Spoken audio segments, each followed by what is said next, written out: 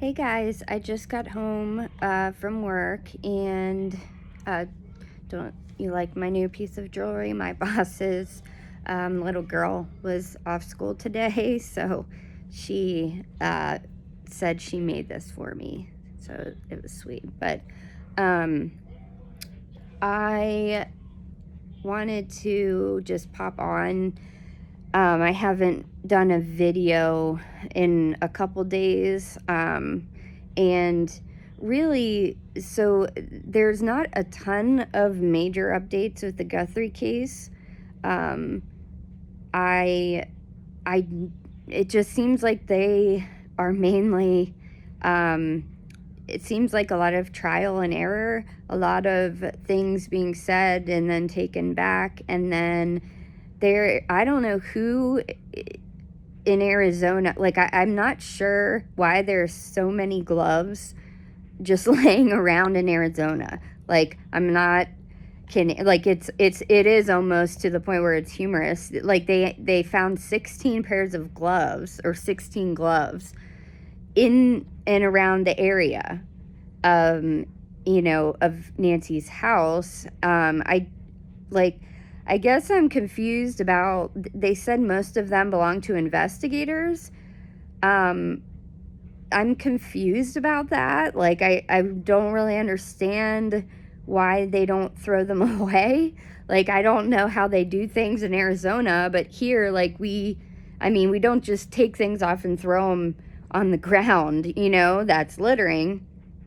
But also, I thought about the fact that didn't they, like, don't they see this problem ahead of time, that if they do that, um, that then they're going to have to waste resources on testing all the gloves to see if one of them is the perpetrators?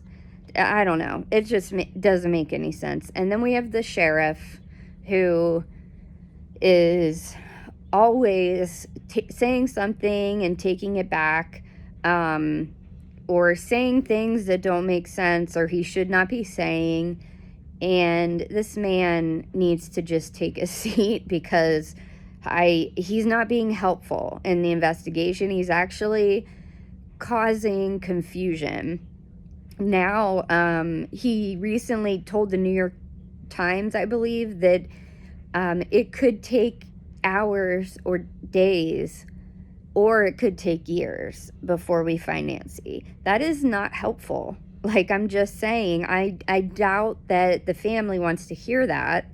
Time is of the essence. Do you really think that they're going to keep her alive for years?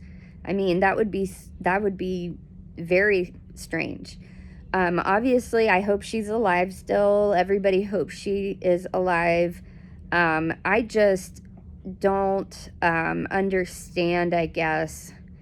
This person doesn't seem like a seasoned criminal to me, at least in this aspect, like doing things like this. So I'm confused as to why it's so hard to find out who they are. Like I guess I'm confused about that. Like, they don't seem that intelligent, just by the things that they've done. And right now, it's like, I don't know. I think everyone's heads are exploding over this. That it's just like, I have given up trying to figure out what is going on, because it just seems like it's just all over the place. And I just feel like everyone's going nuts. Everyone's going crazy.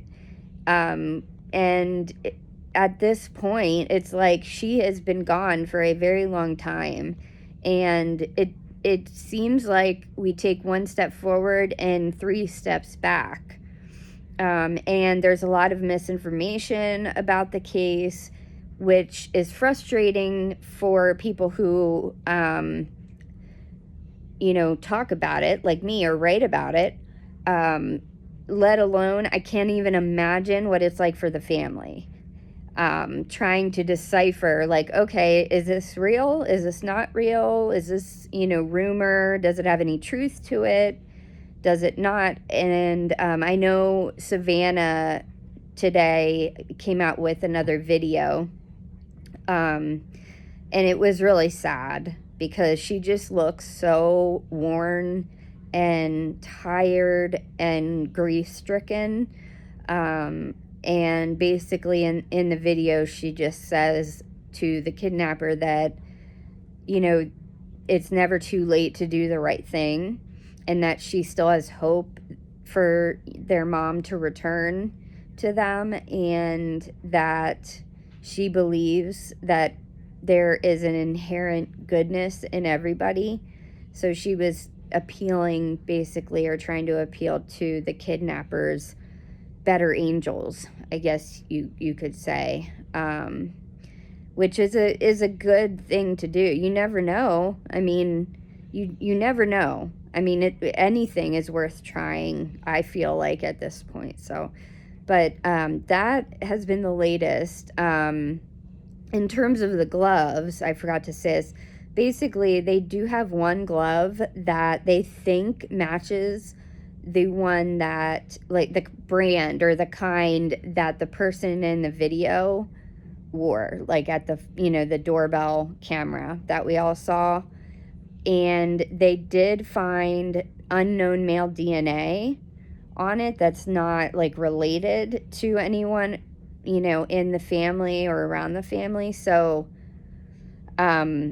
they are sending that out to a lab, or I'm sorry, to get verified, basically, to make sure that the results are correct before they enter it into CODIS, which is the FBI database for, offender, like anybody that's ever given DNA, people that have been, arrested for crimes, all of that is in there. And so hopefully they get a match. But I hope that this wraps up soon. Like, I just can't imagine what the family's going through, but what Nancy is going through. Like, if she is still alive, which I hope she is, she must be so scared. And I don't know. I'm still hoping for a good outcome, but it just seems like it might not be, it might not be the case in the end. But I will keep you guys updated as soon as I get them and try to sort out what's fact and what's fiction. And I hope you guys have a good rest of your Monday. Bye.